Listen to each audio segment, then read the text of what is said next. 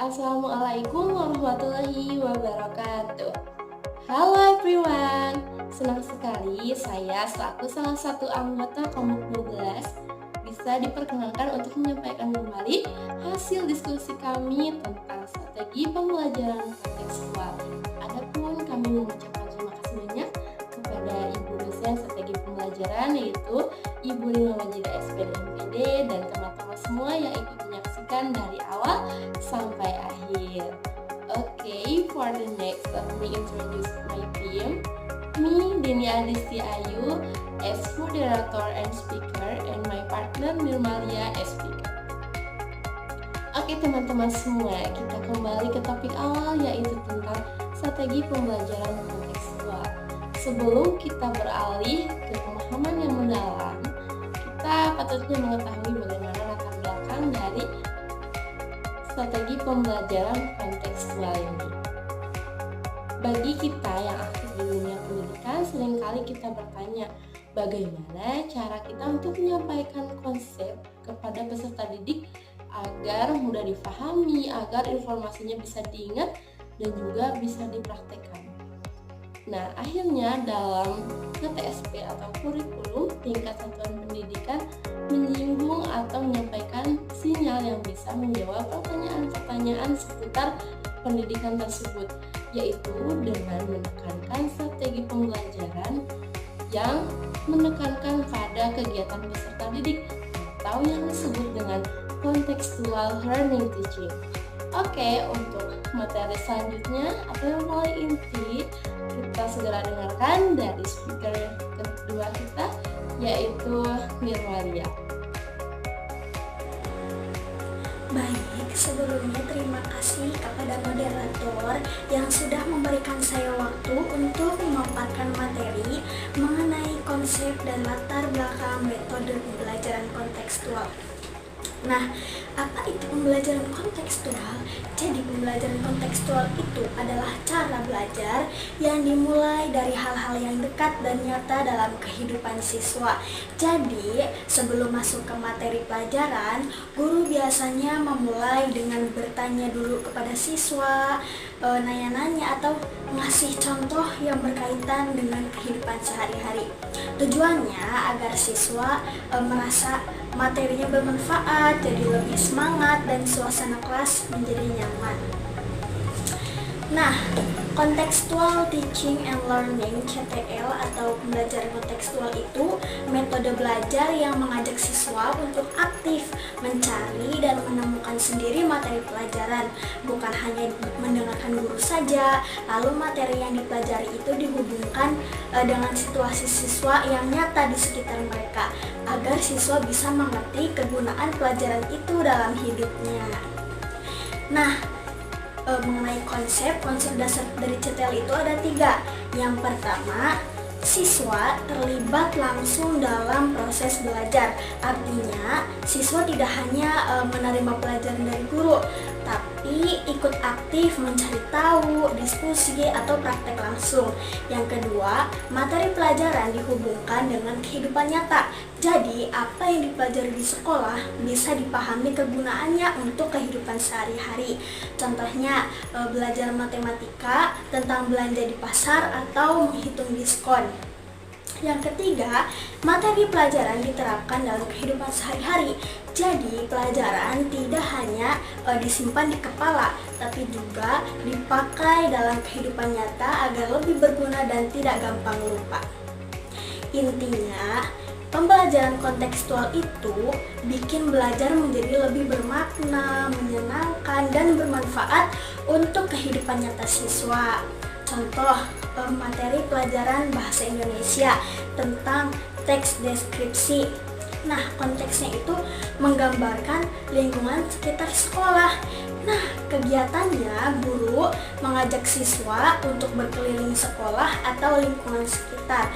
Lalu diminta untuk menulis deskripsi tentang salah satu tempat seperti taman sekolah atau perpustakaan dengan bahasa yang deskriptif yang sesuai.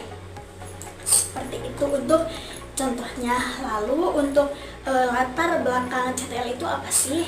Nah, jadi dulu itu sistem pembelajaran yang banyak dipakai itu pembelajaran konvensional yang isinya hanya memindahkan ilmu dari guru ke siswa, biasanya lewat buku pelajaran dan penjelasan di kelas. Akibatnya, siswa hanya menghafal teori tanpa tahu bagaimana cara menerapkannya di kehidupan nyata. Jadi, yang dipelajari kayak terpisah dari dunia nyata.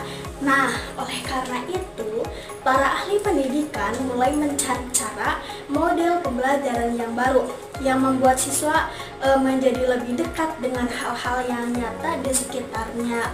Nah, dari situ lahirlah pembelajaran kontekstual atau yang sering disebut Contextual Teaching and Learning atau CTL. Nah, CTL ini dasarnya dari konsep konstruktivisme, yaitu cara belajar di mana siswa membangun sendiri pemahaman lewat pengalaman. Seperti itu. Jadi, untuk jelasnya, CTL adalah cara belajar yang mengajak siswa aktif terlibat langsung, bukan hanya menerima pelajaran dari guru. Siswa diajak untuk mencari, menemukan, dan menghubungkan pelajaran dengan dunia nyata, lalu menerapkannya di kehidupan sehari-hari. Nah, mungkin itu saja yang bisa saya sampaikan. Selanjutnya saya serahkan kembali ke moderator. Oke guys, kita beralih ke pembelajaran berikutnya, yaitu tentang asas pembelajaran kontekstual. Di sini kita memiliki 7 asas utama dalam strategi pembelajaran kontekstual. Nah, 7 asas utama itu apa aja sih? Ternyata yang pertama adalah konstruktivisme, atau di mana siswa atau peserta didik memperoleh pengetahuan bukan hanya dari guru saja. Mereka bisa memperoleh pengetahuan melalui pengalaman-pengalamannya dan yang lain-lain. Dan di sini guru berperan hanya sebagai fasilitator saja. Kemudian yang kedua adalah inquiry. Inquiry merupakan sebuah proses atau di mana peserta didik diberikan akses untuk bisa memperoleh pengetahuan dari pengalaman-pengalamannya atau diberi akses untuk bereksplorasi sebebas-bebasnya. Kemudian yang ketiga adalah questioning atau bertanya, di mana para peserta didik diharuskan untuk bertanya dan dipacu untuk memiliki rasa ingin tahu yang lebih besar tentang konsep yang akan disampaikan oleh gurunya. Kemudian yang keempat adalah learning community. Learning community ini adalah peserta didik dibentuk menjadi beberapa kelompok yang nantinya peserta didik akan saling bekerja sama dengan peserta didik yang lainnya. Nah, untuk yang seterusnya yaitu pemodelan atau modeling. Di sini adalah guru atau yang lainnya menjadi pusat model atau menjadi seseorang yang bisa ditiru oleh muridnya. Yang keempat adalah yang keenam adalah refleksi.